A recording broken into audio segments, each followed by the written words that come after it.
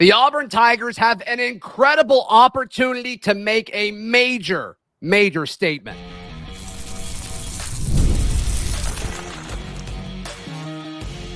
You are Locked On Auburn, your daily podcast on the Auburn Tigers. Part of the Locked On Podcast Network, your team every day. Yes, welcome on into Locked On Auburn, your daily Auburn Tigers podcast. I'm your host, Zach Blackerby, and thank you so much for making Locked On Auburn your first listen every single day. We are dapping it up with the Daryl Dapprich, Montgomery radio legend, as we are one day away from Vandy playing Auburn at Jordan-Hare Stadium. We'll drop our picks and predictions, as well as give our thoughts on the Antonio Kite dismissal news. That we haven't recorded a show since that news broke, so we'll jump into that. But the fact of the matter is, as we sit here on game day eve, Auburn has an incredible opportunity, Daryl, to make a statement. And our friends at FanDuel, and I mean, every sports book in the world, FanDuel's the only one, but the line is moving as we record this. It's 7.5 now. Like, Vegas thinks Auburn's really got a shot, and they are begging you. They are begging you to take Vandy plus the points. For the average college football fan who doesn't pay attention to lines and, they think Vandy's probably better than they are, Auburn has an opportunity from a talent standpoint, from a home field advantage standpoint, from an emotion standpoint, to make a major statement on Saturday, and that should be the expectation. Does that sound weird to you coming out of your mouth when you say that? Like a balloon? I'm trying to wrap my head around it. I agree with you. What you're saying is true, but in a weird way, it's just kind of unbelievable to me that we are sitting here talking about where we are in this season as opposed to what the projections we had, that this game is a statement game for Auburn rather than just an afterthought. Auburn's going to win, on to the next. I mean, that's what this looked like. So to say it's a great chance to make a statement is surreal to me, but it's absolutely true. Yeah, it is true. It's true. And I mean, there's several reasons why this is big, and we'll get into it. But I mean, Vandy's a good team. This is a really solid team, and they didn't just lose to Texas. They were in it. They were in it, fighting until the end. They crawled out of a hole, and this is a defense that can turn you over. If Auburn wins this game, to me, it sends a message of, okay, well, hold on. All of you guys wrote off Hugh Freeze and this team. Shame on you.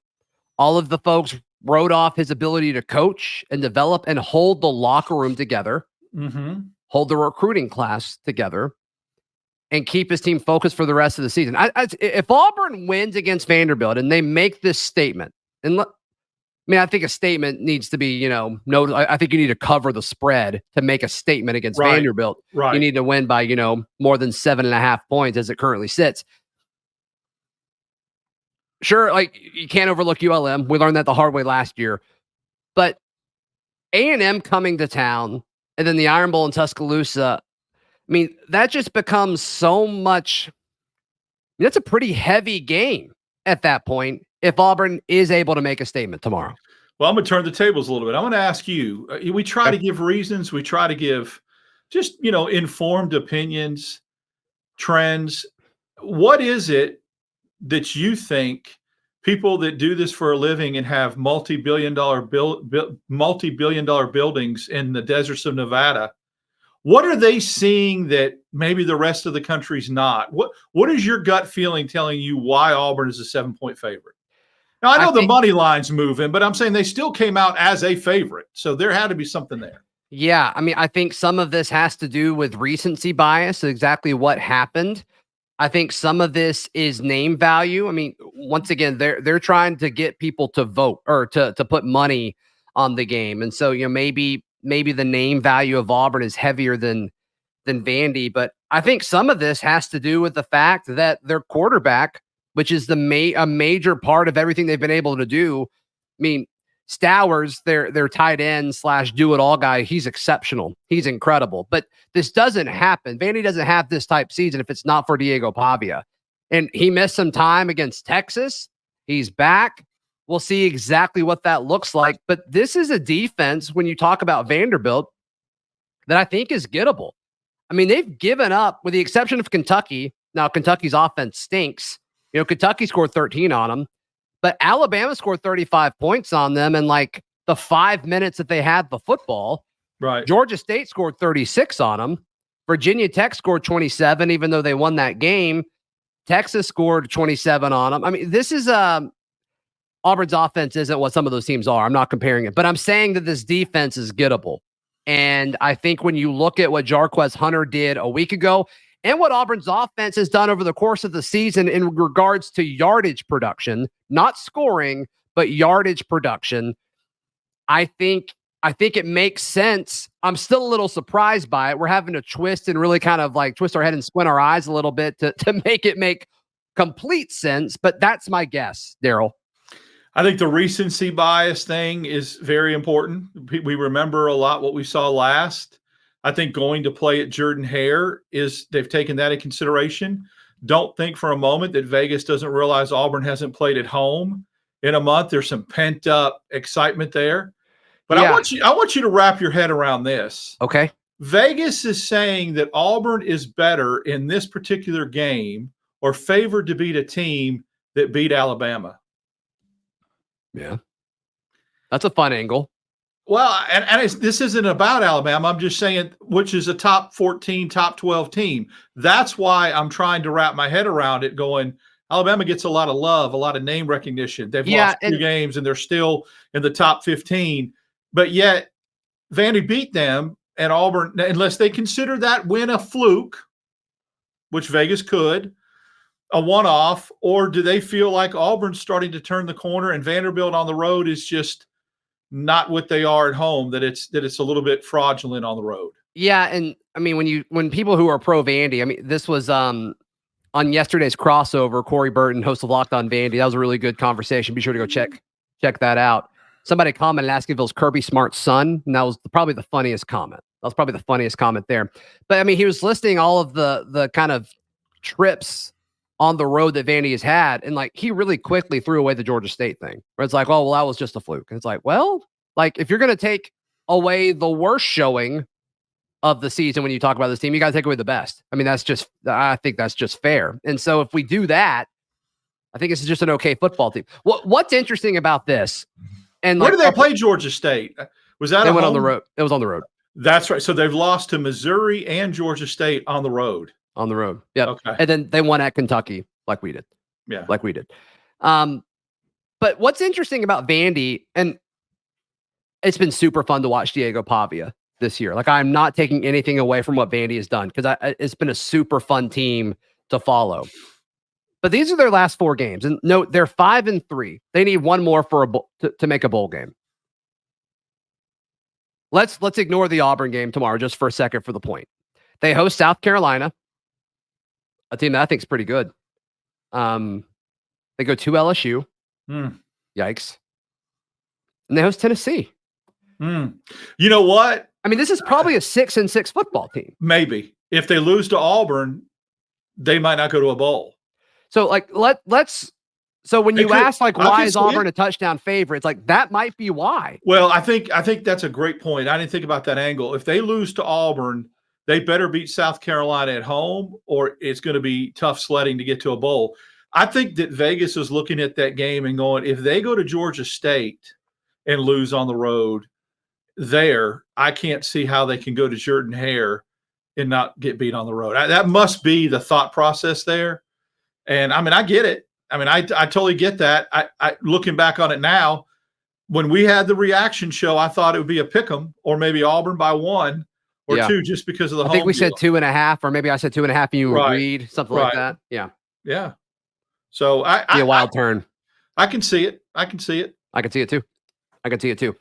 So yeah, Auburn's got a huge chance, a great opportunity to make a major statement that I think the rest of the college football world, or at least the SEC, would pay attention to.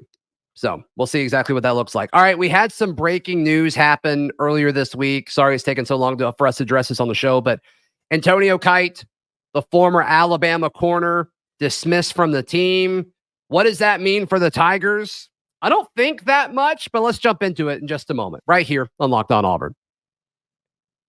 Today's show is brought to you by our friends at 5 Hour Energy. Daryl, can you imagine being tired, but then like just swigging a 5-hour energy. Can you imagine like what that would do to you? Yeah, I can imagine that scenario. I can imagine being tired. Oh yeah. And then I can imagine popping that, swinging that little 5-hour energy, and then that completely changing my outlook. No question. No question. Hey, Saturday's going to be a long day. It's going to be a long day.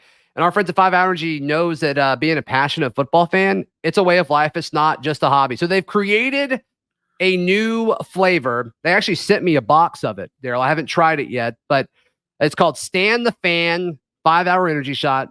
And that's the special flavor. It's called Fan Fuel. I mean, come on. I mean, 5 Hour Energy gets it.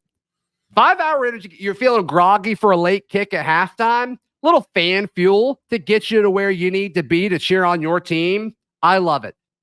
So yeah, head over to 5hourenergy.com. It's number 5hourenergy.com. It ships nationwide. So go be sure to check that out and fuel up. Today's show is also brought to you by our friends at HomeField. You love HomeField. I love HomeField. Love it. The quality of clothing, the design, it's super vintage, super retro, super cool. And it's not just Auburn. Of course, Auburn's probably going to be the first school that you look at, but they've got designs from several different time periods for every different school. The good thing about that, too, besides the retro designs, it's very good quality stuff. No doubt. You know, wash and wear. When you wash stuff, a lot of times, it's good and quality. And you're a swag snob to some extent. I really am. I wish I wasn't, but I am. And I have been getting stuff from them for a very long time. Yeah, so. And I have too. I don't get to wear them as much because my wife always wears them as soon as they get clean. But hey, you can get ready for the I guess final stretch of the season at HomeFieldApparel.com, and our promo code is WarEagle24. Thank you so much for making Locked On Auburn your first listen every single day. Yeah, so I think J.G. Tate was the first to break it over at Auburn Rivals. Antonio Kite dismissed from the team, the Auburn corner, who played a ton early on. And this is why I don't think this is a huge deal for this year. I think for depth long-term, it's a larger issue, but you can address this via the portal or just let all these young guys who are coming in play more. He played a ton of snaps the first 4 weeks. But as soon as Jay Crawford and Kayan Lee really came on, you haven't seen him that much. The last 2 games, he's played 17 snaps and 12 snaps respectively, compared to the first 4 games. He played 56, 65, 47, and 69. So, I mean, his level of production has dropped dramatically. Well, he went, okay, so he was the key piece early in the season when there was talk about moving Keontae Scott back inside. Sure. Before Jay Crawford emerged, it was like, okay, if you do that, you better have Antonio Kite be ready to play that position, that boundary corner, that outside corner. Yep. He had an interception in a game. It might have been Oklahoma. Had a big interception. Had the kick, the fumble, punt return for a touchdown against Missouri. But then he just kind of disappeared. And the emergence of Jay Crawford, and you saw a decided difference in coverage and lockdown ability, all that. He became a little bit expendable, other than a depth piece. Yeah, and you want depth piece. I mean, as many depth pieces as possible. And I think Antonio Kite has a ton of traits that you want in a corner, but he was slow to come on and fall, specifically is kind of what we heard. And then according to the reports about this, is he was missing practices. And I messaged a few folks after this news broke, and they're like, oh yeah, he did miss some practices. So, that's unfortunate. It's kind of the unanimous thing.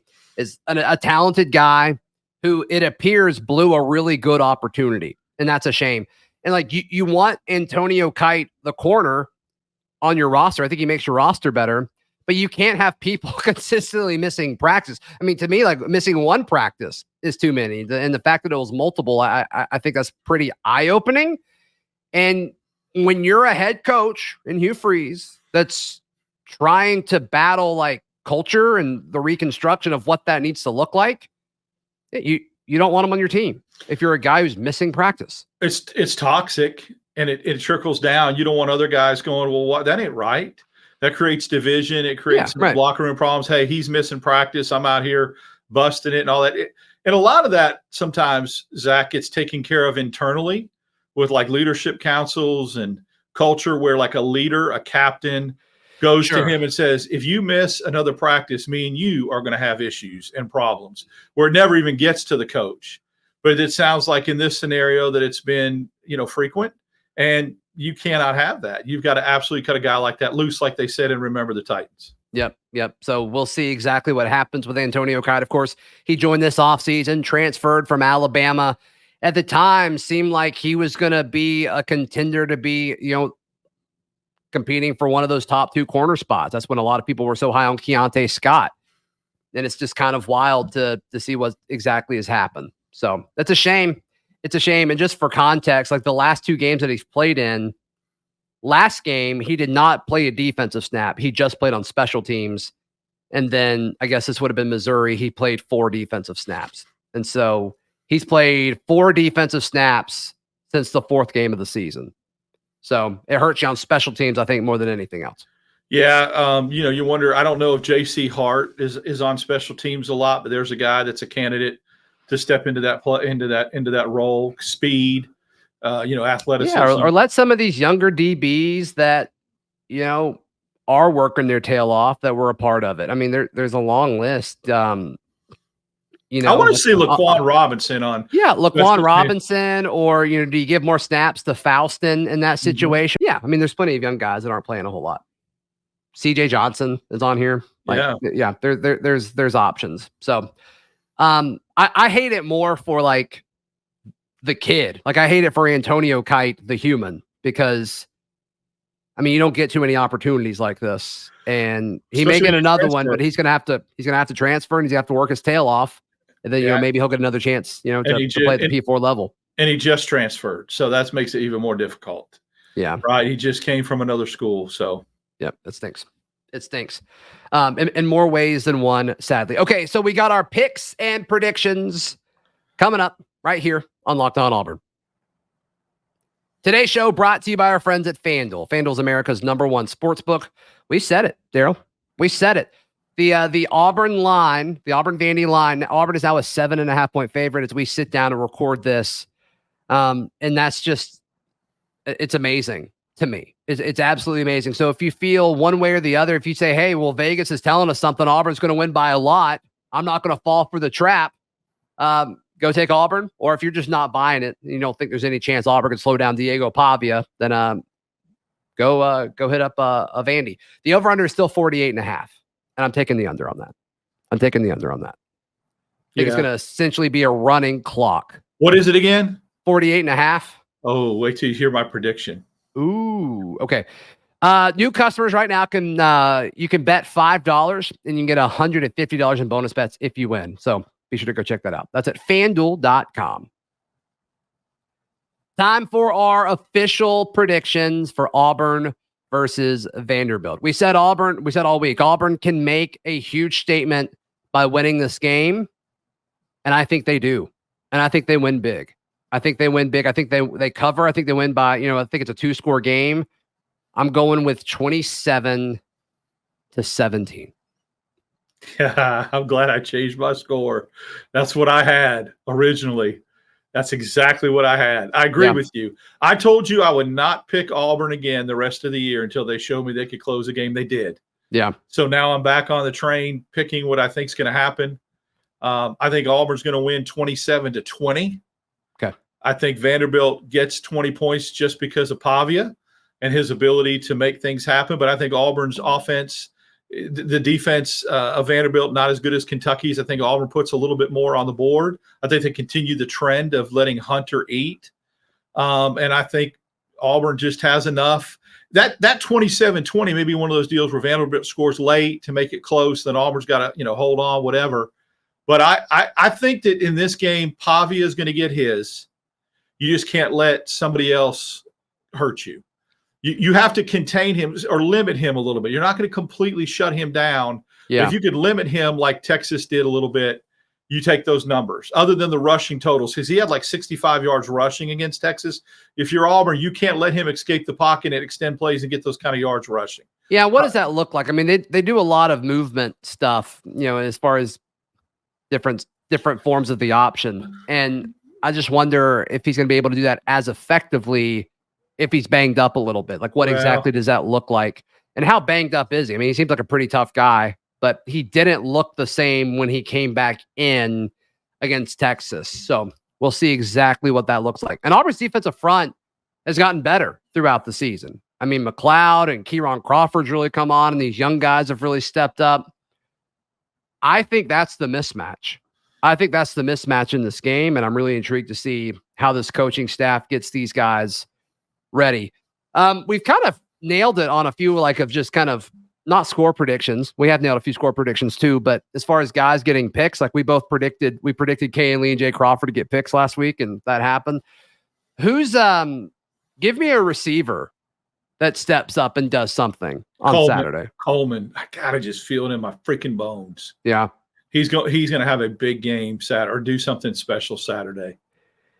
Yeah, it just seems like in passing patterns, Thorne just stares at KLS the whole time. Well, he threw to Coleman, 4 or 5 times last week, and a lot of them were under 10 yards. Hallelujah. Yeah. And just got him involved, got him to touch the ball. So I think Coleman, I just have a sneaky feeling about it. Almost seems like it has to be called for Coleman for Thorne to get it to him. I hate that too. I hate that. That's what it seems like, right? I know, the quick stuff, it seems like as soon as he gets the ball, he's looking at Cam. I would love to see him hit Cam Coleman on a check down or a look off, right? You look downfield at KLS, you rotate your head, and I think Coleman would be open. Well, that'd be great. I feel like it's a lot to ask for at this point, but I'm with you. I know I can rub the lamp, right, and check. I also think Damari Alston has a nice game. Something about him, I feel like, he's spelling Jarquez Hunter a little bit. I want to go back to something you said about Pavia and how much they run him. Okay, that's where I think Auburn can really dictate or make a difference in this game, especially if they run him on some option. Even if he pitches it, Zach, you got to hit him. You got to hit him. And I'm not talking about dirty plays or even borderline dirty. I'm talking about as soon as, you play the quarterback, someone plays the quarterback, someone plays the running back. When he rolls out, when he becomes a runner, you have to hit him, make him pay, and be very, very physical with him. You have to. And if you do that, I know he's unflappable and he's one of those guys that, doesn't get shook easy, but physicality takes its toll on people eventually. And I think that you have to be physical with him. I mean, there's pressure on Vandy in this game too. There's pressure on him because of the storylines. This has been propped up more than we probably thought it would be going into the year. He's got more to prove in this game than he did last year because he wants people to think it wasn't a fluke. Yeah. So there's that inherent pressure of, they think that what happened last year was a fluke or lucky. I'll show them. Yeah. And sometimes when that happens, Zach, you press a little bit, hold on to the ball a little tighter, hold on to it a little bit longer. I think that could benefit Auburn. Yeah. I think this is a Jalen McLeod game. I think we get a big game from Jalen McLeod, but from a pass rushing standpoint, as well as kind of playing the midline and playing the triple option and speed option stuff that they like to do. And with the way they attack the edges, I'm calling a big game for J-Mac on Saturday. I can see that. And I can see Demarcus Riddick making an impact in the middle of the field as a spy and I can see him really having a big hit on Pavia, laying the wood on him at one point during the game as well because of his speed and athleticism. I meant to ask you this off air, but I'm just going to ask you now. Riddick didn't play that much last week. He played 10 snaps last week. Why do you think that is? I don't know. That surprises me because Vanderbilt is not very mobile. And I would have thought against a quarterback like that, that's where you really want to use him.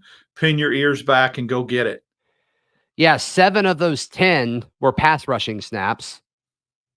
And I think he got he got 2 pressures on those 7. That's just insane. I know. And now remember, early on in the game, he made a really bad mistake overrunning.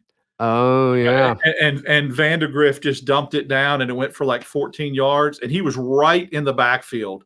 But he took a bad angle. He went too high. Yeah. He overran the play. And maybe that got him less snaps. I don't know. Yeah. I mean, I think they're going to want more mobile folks. You better have guys that can run. You better have guys that can run. That's why I think Kieran Crawford is going to have an impact too. And he was coming on. He played his best game against Kentucky. He did. Yeah, got a lot of praise from Freeze on Monday for sure. So all in all, Auburn's got a huge chance to win or make a statement. I think they've got a good chance to win as well. But we'll see.